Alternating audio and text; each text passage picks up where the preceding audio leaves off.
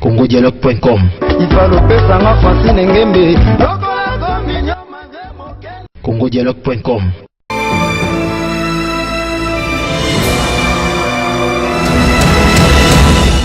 Nzambe apambola bino bande konyoso ya Kinshasa ya Braza boza vraiment ébélé pour na Rolanda biso et toujours na kati émission Weekend Louange webi que o esala promotion ya ba artiste musicien chrétien mboka na biso. Nzambe apambola bino na ebité et mikolo boza robenga nga ba kombo nyonso ezala évangéliste ezala pasteur ezala nyonso boza robenga na za rondima yango. Nzambe ya Weekend Louange wazo sala biso ba grâce waza pambola biso et toyebi toujours que esengeli totala na rétroviseur bisika nino to wuti na bisika toza rokende. Nzambe apambola bino apambola République démocratique du Congo mobimba. Nzambe apambola ba artiste musicien chrétien mboka na biso lelo toza na esengo mingi toza na tokolo ba donc ba joie ba sentiment o toza nango na pourquoi lelo parce que tokolobela thème oyo ekopambola peuple nyonso ya Nzambe baza kolanda biso. Merci na équipe technique mobimba, merci na Cédric Seda, merci na 3 fois ingénieur Joris Mazi na réalisateur ya émission Weekend Louange, merci na staff nyonso ya Weekend Louange et surtout na Brazzaville et surtout bandeko boza partout boza kolanda biso na ba site. Nzambe apambola bino lelo ko zape na oceanité parce que na bisara bino que nangonga oyo soko zappé biloko malonga ezalité mais quand même awa na kati ya RTAC la chaîne de retour à la parole bisika o torozo ba bénédiction bisiko torozo ba grâce oyo Weekend Louange ezako sopa parce que Nzambe ya Weekend Louange tozako sambela azako mimonisa na kati na biso torozo nga na niveau ya régie to pesa Nzambe wana merci parce que yenda pesi ce souffle de vie tout le monde est sous poko alelo et na rappelé bien que toza et na katia plata Weekend Louange te toza quelque part oyo bisika oyo toza osala mbela oyo kala mingi te na webisa bino makamnini oyo toye ko sala awa bisika tozali toujours na émission na biso Weekend Louange to pesa Nzambe merci na wa pesi ce souffle de vie na makambo nyonso sali pona biso et tozonga na deuxième partie ya émission na biso Weekend Louange. On y va Joris Mazina.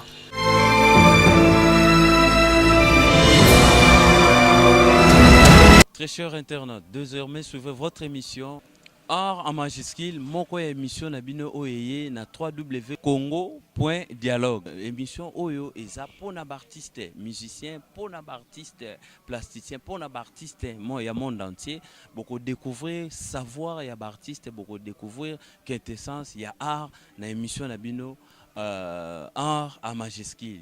Pour tout avec votre animateur Landry Makanda. Borosala jamais de si po na www.congodialogue.com. Maramba bien et Zara na site congodialogue.com. congodialogue.com.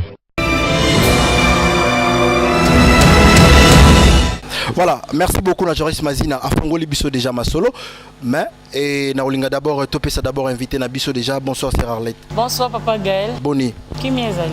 Nzamba sunga. Sunga biso makasi nangolu na ye. Voilà, je vous rappelle que spécial Vénus oyo toye na siège à répétition bisika ninyo yo makambo ezako bongama oyo biso nyoso toza rozela le 24 oyo septembre na hôtel Vénus. Mais na olinga Sœur Arlette avant to kota l'entretien ma solo na biso okotisa biso lisusu ya mozindo ya mokolo wana ya le 24 septembre na hôtel Vénus. Merci beaucoup. Tozo gumba mela Nzambe na koloba ete toyebi tokolonga ta bitumba ezali ata banguna batelemi ata mami pepe telemi mela Nzambe longo toyebi ke tokolonga yango ezali titre o tolingi toyemba mais bandeko bakoyoka ngo na Vénus mais ekozala na deuxième album kolokolo a opesa biso yango. Merci.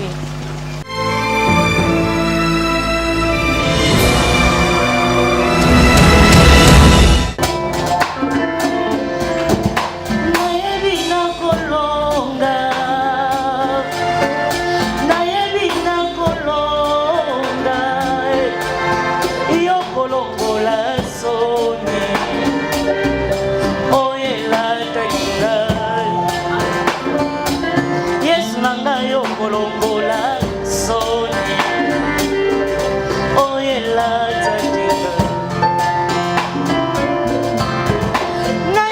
na kolonga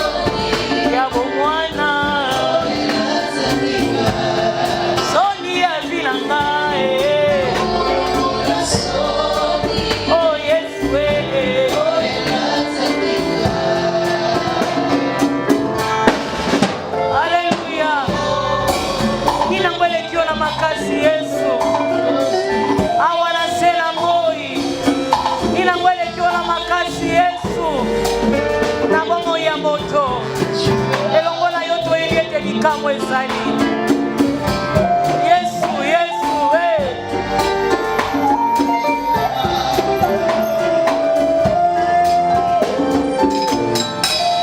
eleki yo na makasi Yesu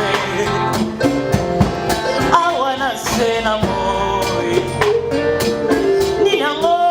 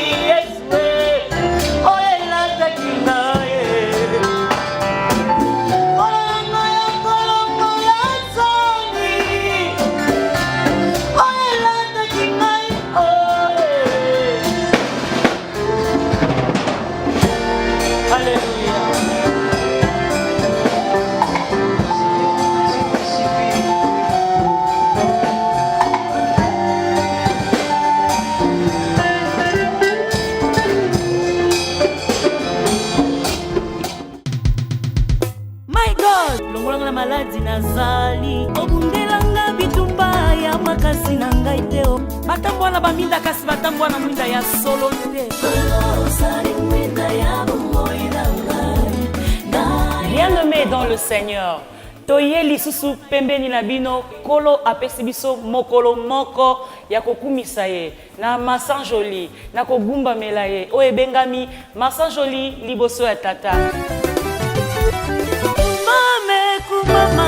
elongo na votre humble servante, la sœur Arlette Mokete. Na mokolo nini ya dimanche le 24 septembre. Awa na salon Kapi ya hôtel Venice wapi wana kozala sortie officielle ya album Yesu Mwinda ya solo.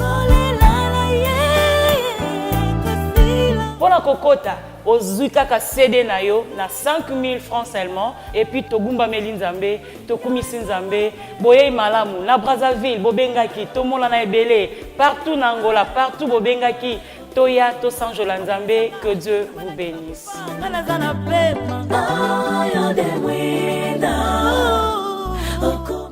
Voilà, merci beaucoup na Joris Mazina.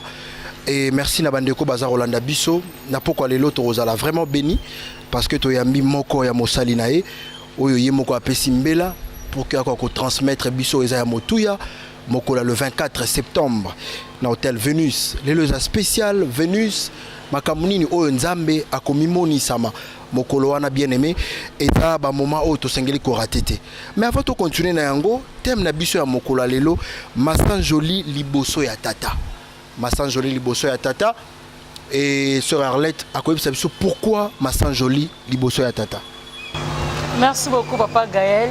Eza thème au kolo et mon quoi pesa hibiso. Nakata mabondeli que kolo au lobito ça la concert et à sortie officielle. Torolobanini jamais te recoller kakara te obika ke boya concert ce qui ndenge ndé kolo pesa hibiso thème oyo Massanjoli liboso ya tata.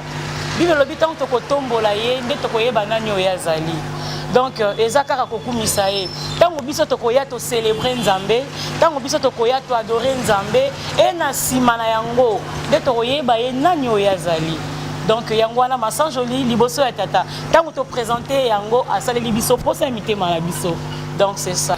Sœur Arlette bandeko baza Rolanda Biso baroyoka mwa kanda moke okolimbisa parce que mboka oyo tozokena mwa mbilinga mais yo kozongisa biso lisusu keno Massanjoli liboso ya tata to kumisa ye to sala oyo nyonso esengeli na ye parce que yenda pesi biso pema ya bomoi mais ozomona te ke na thème oyo pesi biso na mokolo wana eza ba thème oyo obeta biso mabaku parce que eza na bandeko musu baza Rolanda Biso bana bazongi no kelasi te mais baza kosambela bazoza solution te eza na bandeko musu baza na ba problème ya ndenge na ndenge leki vraiment ebele na kati ya mboka na biso lelo yo sœur Arlette oza koleka na etando eke bandeko baza kolanda biso oye koyebisa biso ke non Masanjoli liboso ya tata. Est-ce que ça kobeta biso mabaku te? Non, et kobeta biso libaku te. Le contraire, il faut sepelisa biso. Mon Christo nyonso o ayebi valeur ya Nzambe na ye a osepela nango. Omoni papa Gaël eloko moko te na se na moyo yo eko changer bon Nzambe ya Nzambe.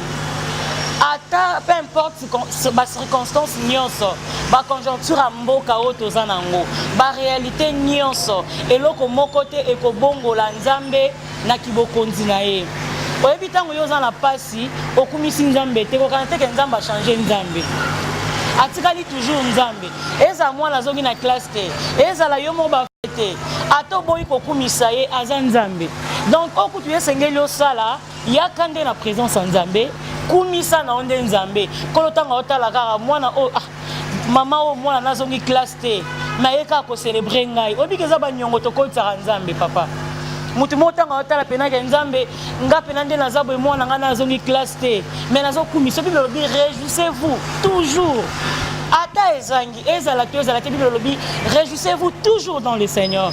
Donc ezala ngote pona passe aux anango pona réalité à lelo et pekisa yo au sens de Nzambe. Yo célébrer yo kumisa ye posa motema na yo Nzamba kokokisa yango.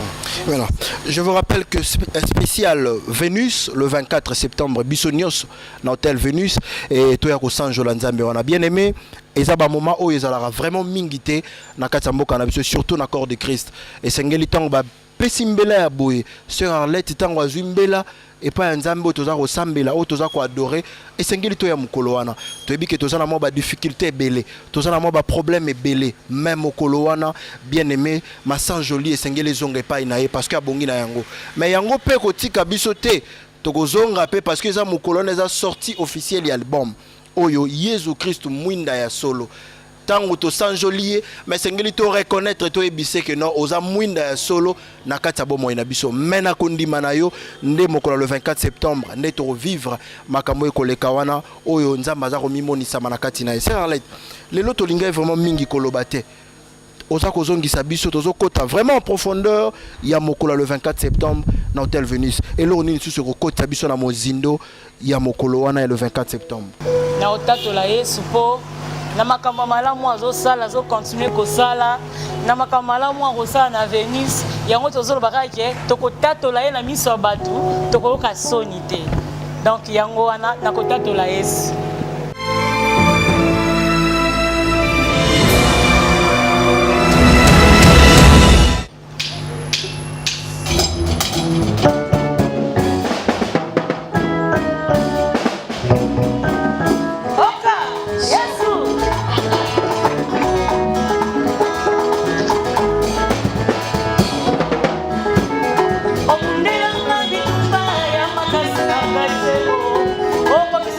La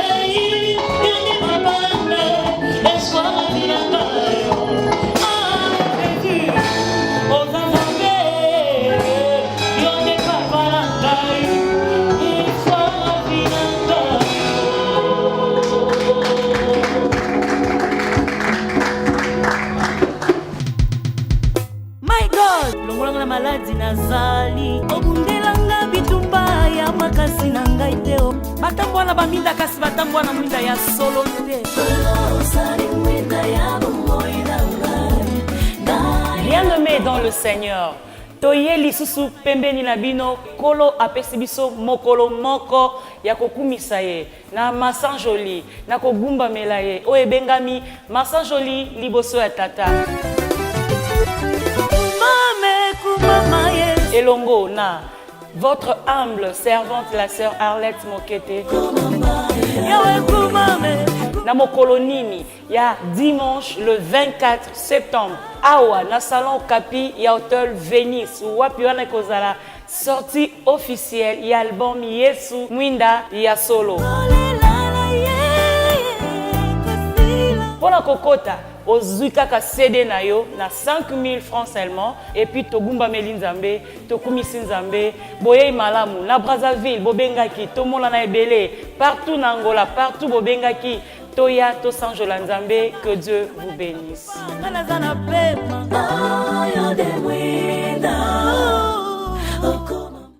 Bayambenga na Wapicom télévision et batunenga motuna moko soki relève ya musique chrétienne ezali na essaie bon que relève ça.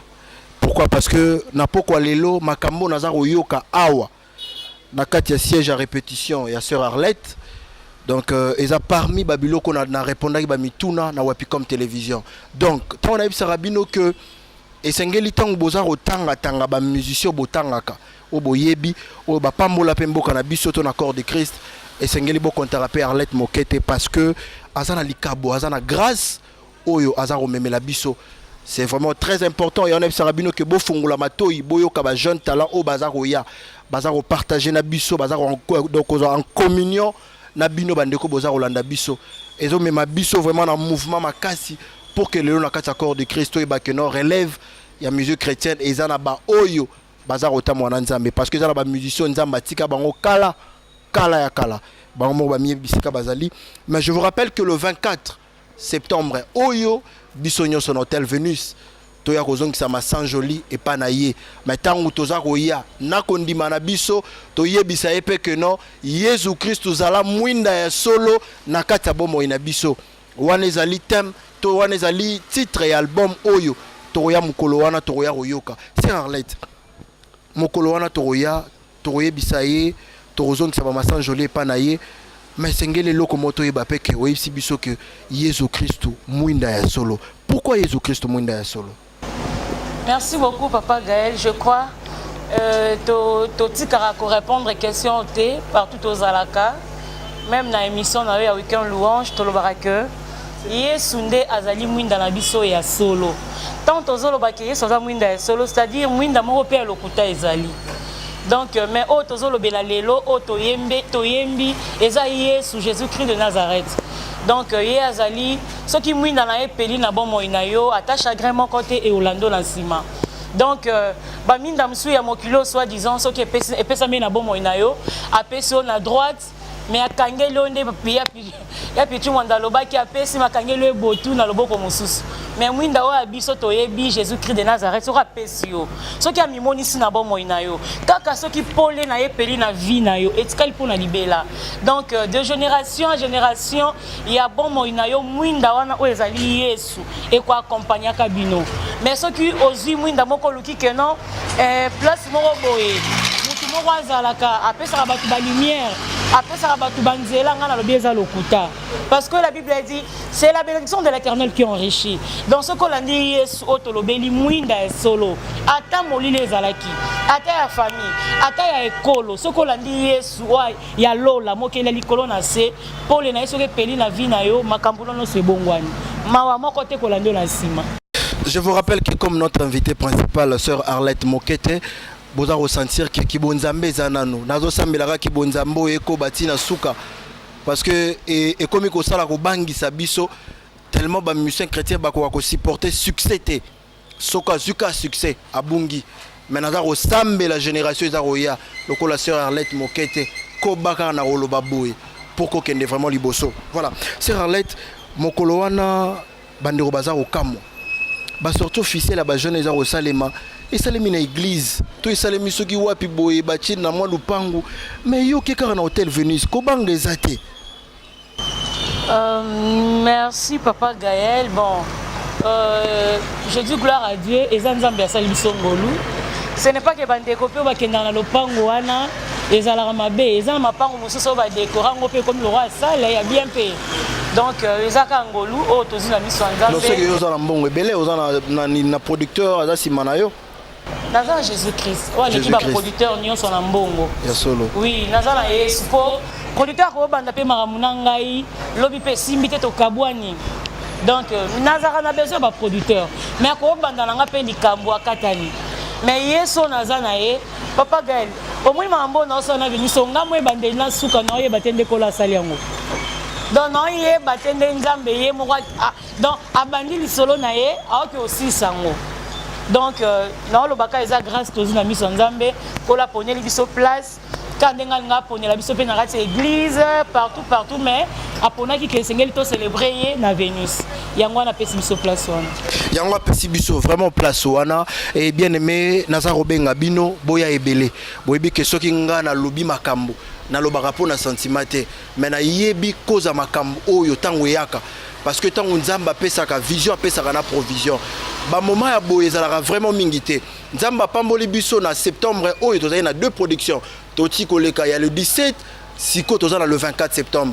Donc en tout cas bien aimé naza ko benga kolembate yaka vraiment sans jolae mais o yepe ko yebise ke non zala pe mwinda ya solo epananga ndengo zala ke passer Arlette yaka pe ko ngenga na kati ya bomo inanga mena ko ndima na yo parce que ko yaka rate ke non na romona ser Arlette na romona ndenya ko yemba na romona ndenya ko lata na romona ba musicien te yaka yo pe na ko ndima na yo yaka ko adorer ensemble parce que ça moment d'adoration et ça moment ya ko rendre vraiment ba remerciement na onyo sa sali surtout na kati ya mboka na biso tolingi ba élection salema même ko la Venus to ya to yebise ke zala mwinda ya solo na mboka na biso po ba élection salema parce que sans prière na kati ya mboka na biso tozalité donc esengeli to poussa na pembeni na ye to yebisa ye mokolo le 24 date ezaka moko donc yebisa ndeko za pembeni na yo akomela ngwata na agenda au grave on a kati ya motema na yo le 24 na ko kozanga te naza na transport te na poussa na Venus mokolo le 24 nangonga 15h naza déjà wana pour que na adorer na sœur Arlette ensemble to yebisa ye que non ndengo zalaki mwinda ya solo pa na ye yaka pe ngenge pa na ngai yango na ye ko sanjola yo sœur Arlette mokolo wana to bonga ndenge nini est-ce que ba préparation et ça resale mandingi ça roleka ndeni to yebi que esa production liboso moi ko banga pe zate na bandeko baza pe ko accompagner boza rosala musala moko et ça roleka ndeni préparation na lisuni na nzambe tozobongisa ngo nano spirituellement omoni resuta likambo yo eza no mingongo na biso te eza maele mukie tozana ngo te mais eza koza na présence en nzambe chaque fois azoko orienté biso sala boye donc toza vraiment préparé donc spirituellement, moralement, physiquement, pour que réussite ya musala oyo et monana. Donc yango ka nazoloba ko banga pas vraiment parce que toza na Nzambe. Bon, tant que ça rapport à Vénus, mais tout le monde à Vénus quand le quoi ba salle toyemba yemba na ba église, na ba campagne partout. Donc Vénus c'est juste salle moko batonyango propre ka poto célébrer Nzambe mais ko banga non. To télémara devant bato ebele tozo kumisa Nzambe ka yango pe to ça na Vénus. Donc le loko échanger na mambwana nyonso ezate. Mais tout le monde a on affiche 5000 francs. Eza droit d'entrée. Tout eza nini. Merci beaucoup. J'aurais imaginer je l'anga affiche one. En réalité, Massan Joli Oyo est un gratuit. Est un gratuit mais tu es ici bandeko kaka a meka ozalaka na CD wana pour que à comprendre le message ni Nicolas c'est kati na biso. Est un sombi CD na yo moko. Donc CD wana ezala yo. Donc l'ingolo batek avoko taper ça 5000 francs. Et là que osombi ka CD wana o contribuer na musala auto sali ya Nzambe parce que et biso bambongo ebele alors eza osombi ka CD na po kenda koyoka o participer na concert.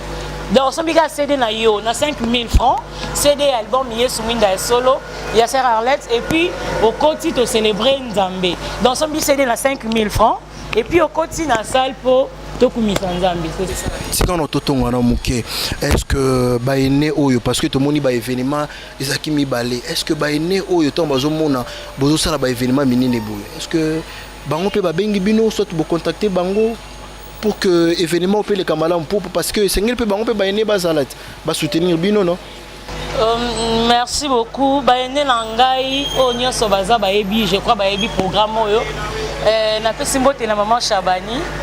Maman la CMC, présidente, papa Robert, na pesi bango mbote. Baza wana toujours pour l'encadrement na biso. Ya musala tout le temps ba gabaye ba ezo kendenge nini. Ba pesa ba conseil maman Chabani, papa Robert Kombo. Merci et puis nazo ki ba encouragement maman Godé.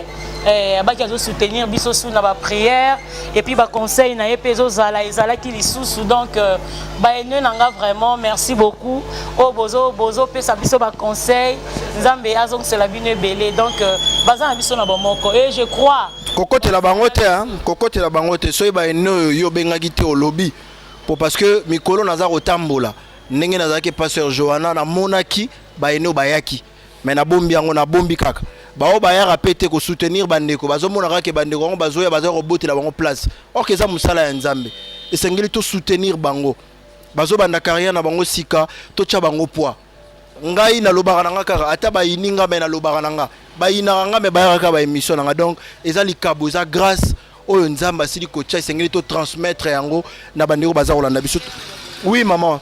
Papa Gaël pona ba ene na biso je crois bango nyonso baza ba invité nanga donc bango nyonso na olobela bango nyonso Mama Godé, Maman Chabani, oh baba ya Peggy, ba Sœur Kunda, ya Peggy na Lucie, bango nyonso, nabi ke maman leur aza en voyage, nyonso batikali. Ah ça y est, maman leur na peso mbote, oza de na kin. Donc bino nyonso ba maman ba yaya présence na bino et osala biso bien. Na bengisi bino nyonso, na lancé invitation nanga. Et pas na bino déjà monde entier bayoki donc soki présence na bino ba papa na ba maman langa na musala oyo kozala et ça la biso bien et olakisa que toza pe na encadrement ya bayaya o babanda musala oyo liboso na biso. Merci. Je vous rappelle que événement ngoza mokola lobby né le 24 en tout cas na bengi bino vraiment boya ebele parce que to lobaki to lekaki na ba etandoike pona ko annoncer Tolobaki week-end louange aza ouvert na ba musicien nyonso baroya yango bozomona kilo ya ba événement nyonso eza koleka baza repesa biso vraiment charge wana en tout cas bien aimé na bengio mokola lobby ko ratete ko lingate ba betelo li solo maramni eleka ikuna mais yo moko yaka ko vivre yaka ko sanjola ye yaka ko lobana e que non awa yo zalaki mwinda ya solo passer Arlette yaka ko zala mwinda ya solo pananga kolinga kaka teke kolanda batu na sima te yo moko yaka au vivre makamuni no nzamba za rosala ndenge moko notre papa l'évêque Pascal Moukou naza koloba viens et vois makambo eza koleka na communauté seka ne makambo pe koleka lobby biso nyonso na hôtel Venus na ngonga ya 15h. Il y a vraiment ébélé, le Seigneur sera vraiment au rendez-vous pour que Makambe Bongama malam. C'est en lettre. Tozongi susunayo. Est-ce que Mokola Lobi wana to ya lo lengeni parce que bino pe boza ko se préparer. Biso pe to ya poso boyete et sengeli pe to bongama. To ko bongama lo lengeni pour que Lobi to zana bino en communion ensemble. Merci beaucoup. Je crois nazo ebisa bande konyonso. Bana nzambe nyonso lo lengeni ni akoya mukolo wana ya koya Lobi. Eza kozala toujours na présence en Nzambe. Oyebi muto azoyeba ki azoya kozelo komoko epa papa azala pe na façon ayelaka. Omoni mwana boto sayaka te papa pesanga na bakanda non. Mwana azala boto sayaka papa na komikitisa ke papa na ye liboso na yo pona zwa eloko. Nde attitude o tozoyebisa bandeko boya nango.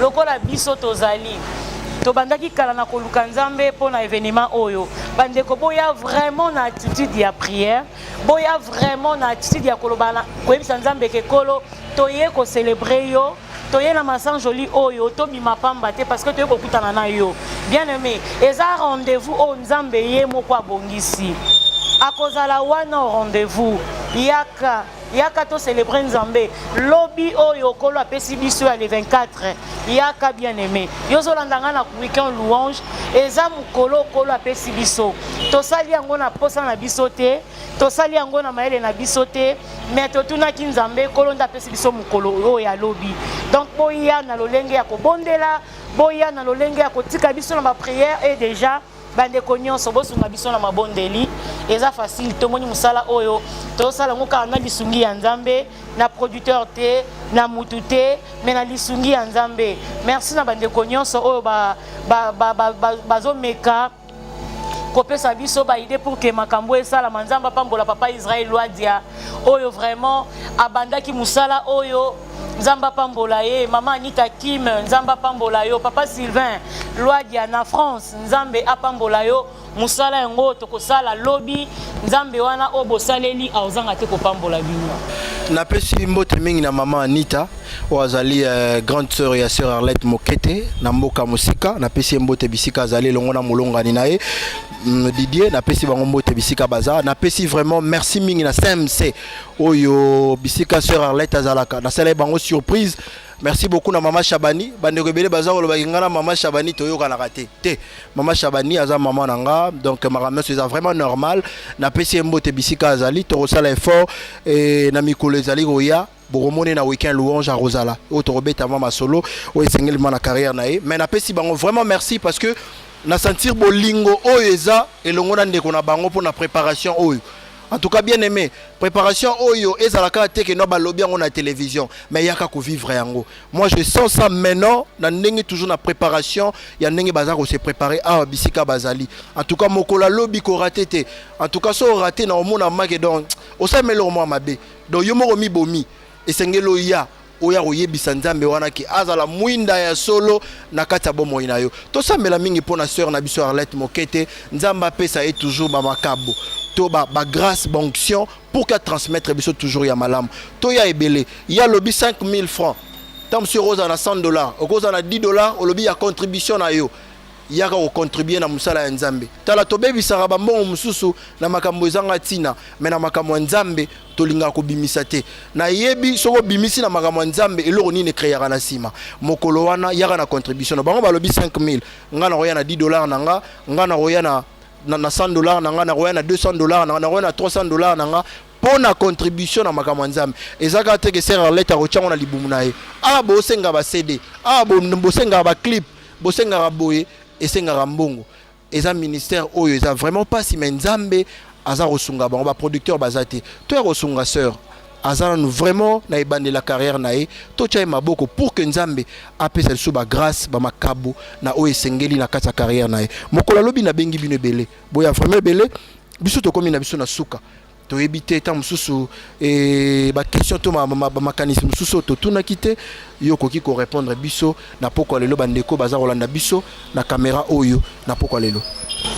Merci beaucoup.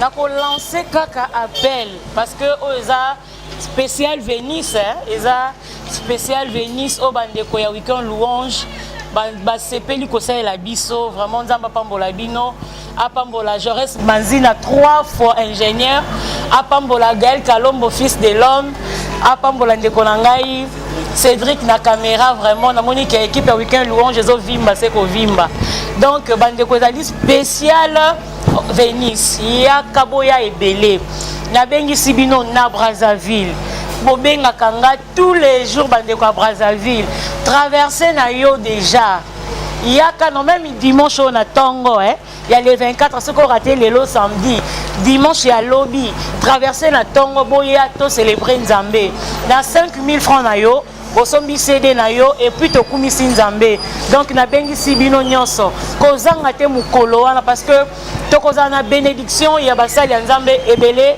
boya biso nyonso mukolo wana to kumisa Nzambe kozanga te na hôtel Venus na 5000 francs to kumisa Nzambe pour na CD na yo bosombi yango na 5000 francs et puis au koti boye bolamu na bino nyonso. Très chers internautes, désormais suivez votre émission Art en majuscule, moko émission na bino oyeye na www.congo.dialogue. Émission oyo eza pona artiste musicien, pona artiste plasticien, pona artiste ya monde entier. Beaucoup découvrir savoir ya artiste, beaucoup découvrir quintessence ya art na émission na bino art en majuscule. Pona tout avec votre animateur Landry Makanda. Borosala jamais déçu po na www.congodialogue.com. Maramba bien et Zara na site congodialogue.com.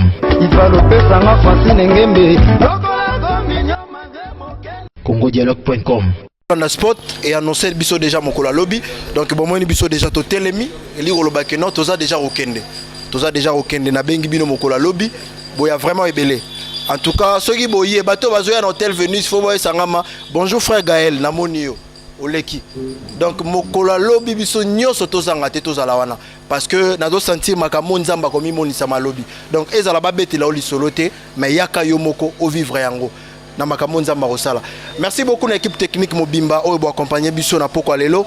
Merci beaucoup na réalisateur émission Week-end Louange Jaurès Manzina, merci beaucoup na Seda, merci na Fali Matoko, merci na équipe intercession Basambe la Ratangu émission Week-end Louange Lekara. Merci beaucoup na Noémie Kalombo, merci na Ruben Kalombo, merci na Maman Célestine Lubuya, merci na équipe Mobimba et dans la Braza et dans la Kinshasa. Merci beaucoup à mon boss le valable pastoral et Trésor Mukuna Bisika Azali, Nzambe Apambolae et merci beaucoup à notre papa l'évêque Pascal Mukuna, l'homme de Viens et Voix. Et merci beaucoup la première dame à communauté c'est Mama Chouchou Odia Mukuna na pesi bambote bisika azali donc nzamba za komi moni samba azaro sala donc yaya na bango ene na bango asilisi donc tant nga na silisaka koko na bango abandi lisu na 22h en tout cas nzambe apambola bisika azali mo rami yebi bao bazaro ndima musala obaya bazaro sala yango nzamba kopambola bango na pesi bino vraiment merci soki nzamba komisi bisote tozala toujours ensemble na émission Week-end Louange mais na tiki sera Arlette et apesa biso déjà bilengi wana o roleka mokola lobby na hôtel Venus et bonne soirée et bon week-end na bino merci na kwa Landry Makanda zaba pambola yo nouveau marié merci na sopeli.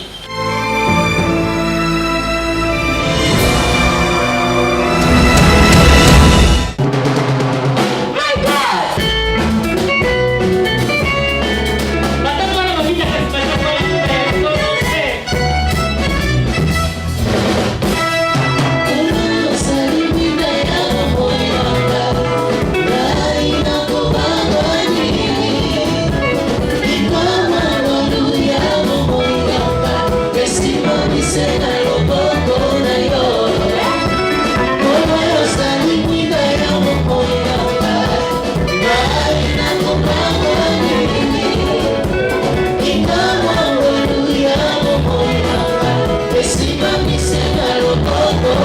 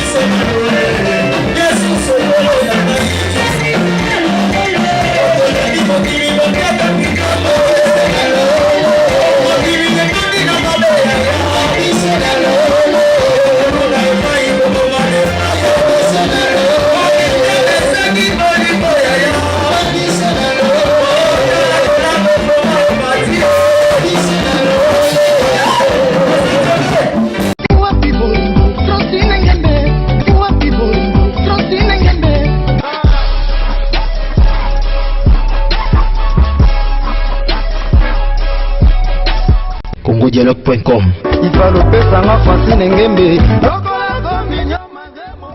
congodialogue.com